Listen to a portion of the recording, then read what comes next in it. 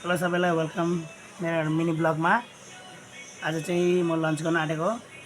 यहाँ चाहिँ राइस छ, भात, यहाँ चाहिँ अन्डा अमलेट हो, हाँसको डिमाको हो तर टमाटर प्याज लगाएर बनाएको छु।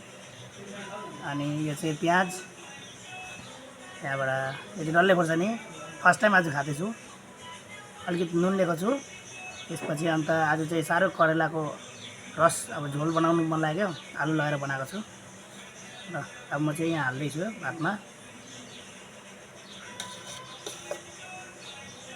करेला चाहिँ यस्तो काटेको छु मैले।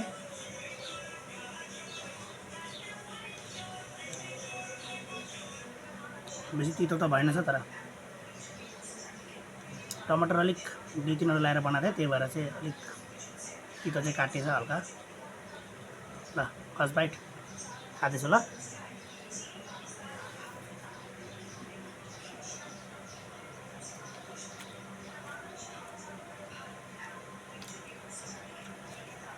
प्याज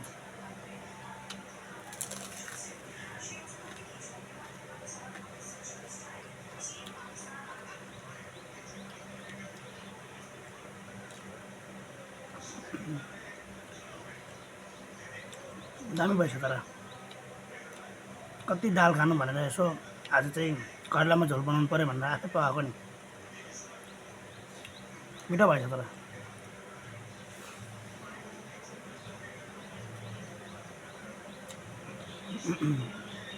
खोर्सानी अब ट्राई गरौँ कस्तो भएछ।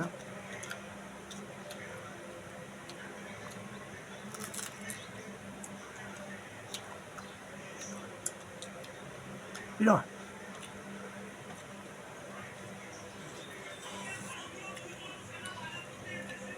खोर्सानी कहिले खाँदिनँ, आज फर्स्ट टाइम पिरो पो लाग्यो।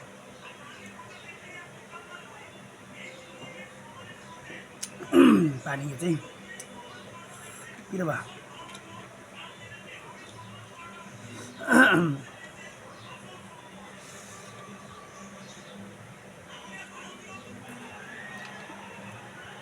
कस्तो हुन्छ भने आज भएको नि,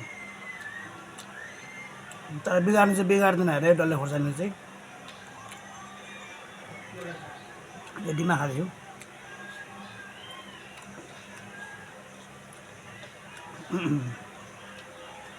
मैले चाहिँ फेरि बोइल डिम भन्दा चाहिँ अमलेट चाहिँ पुरा मनपर्छ।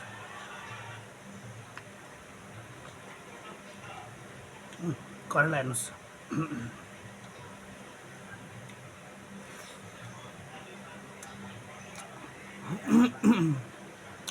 दामी भएको छ सब्जीहरू। प्याज चाहिँ अब सानो लिँदिनँ, यस्तै डल्लै नै लिन्छु भात खाँदाखेरि।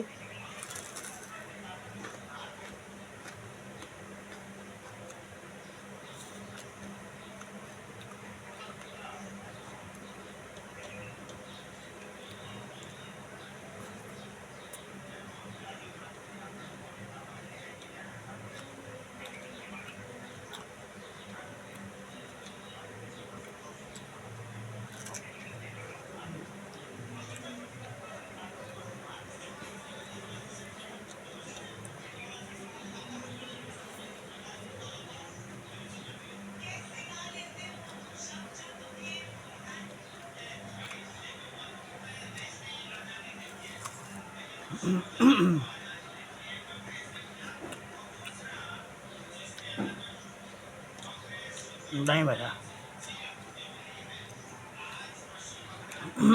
आजको भिडियो क्वालिटीमा अलिकति घामको अलिक उज्यालो बेसी परेको होला, क्वालिटी अलिक राम्रो आएको छैन भने चाहिँ अलिक माफ गर्नुहोस् होला तपाईँहरू।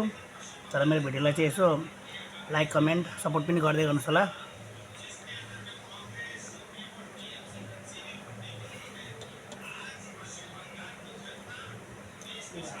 त्यस्तो साह्रो राम्रो भिडियो त बनाउन जान्दिनँ, जो बनाउँछु नर्मलै बनाउँछु।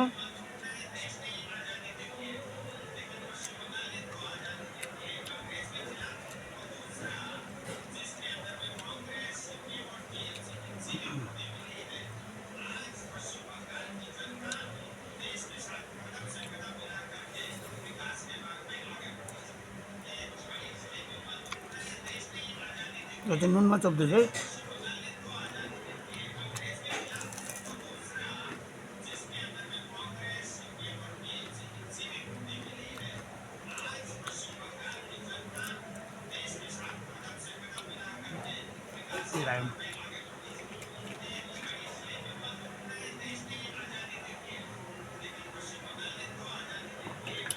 कस्तो चाहिँ हुँदो रहेछ आज ट्राई गरेको नि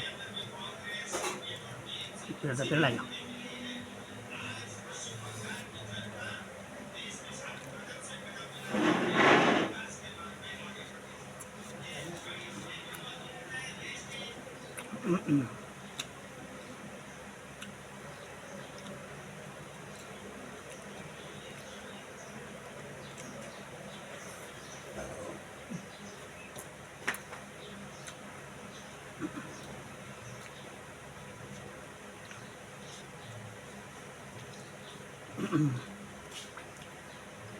ल साथीभाइहरू आजको लागि यति नै तपाईहरु पनि मेरो भिडियोलाई सपोर्ट गर्दै गर्नुहोस् होला लाइक गर्दै गर्नुहोस् होला कमेन्ट गर्दै गर्नुहोस् होला ल हुन्छ थ्यांक यू बाइ बाइ